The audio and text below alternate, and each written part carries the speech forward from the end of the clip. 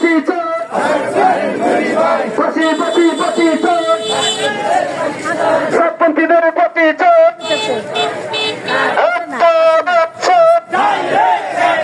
সাতপন্থীদের বিরুদ্ধে আমার দল শহীদ কেন, সাতপন্থীরা জবাব দেন, শহীদের রক্ত আমার দল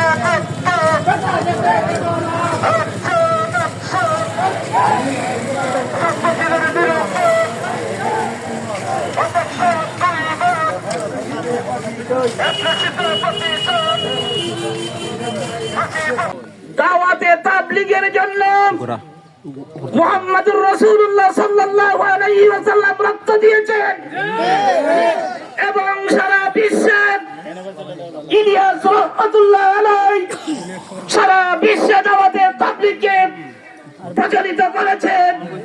সেই তাবলীগের জন্য আমরা প্রত্যেকেই রক্ত দিব। রক্ত দেওয়ার জন্য আমরা সকলে প্রস্তুত আছি কিনা? যারা মুসলমানকে নির্যাতন করে রাত্রে হামলা করে হত্যা করেছে তাদেরকে আমরা ফাঁসি চাই। যারা এখনো সাতপন্থীরা আমাদের এলাকায় যারা আছে ওদের বিচার চাই এবং তাদের বিরুদ্ধে মামলা হওয়া দরকার, তাদের যেন মামলা হয় এই দাবি রেখে আমার বক্তব্যকে সংক্ষিপ্ত করিলাম। সম্মানিত উপস্থিতি, উলামায়ে কেরাম, দাওয়াতে তাবলীগের ভাইগণ, আপনারা অবশ্যই অবগত আছেন তাবলীগ নামের নতুন একটা সন্ত্রাসী দল ভারত থেকে আমদানি করা আমাদের দেশে দাওয়াতে তাবলীগ কে কলঙ্কিত করেছে।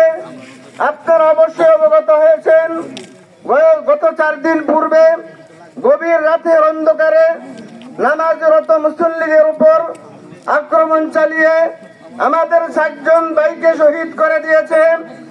আমরা বলতে চাই এই আউলিয়ার বাংলাদেশে সাতপন্থীদের কোনো জায়গা হবে না। আমরা সবাই প্রস্তুত থাকবো।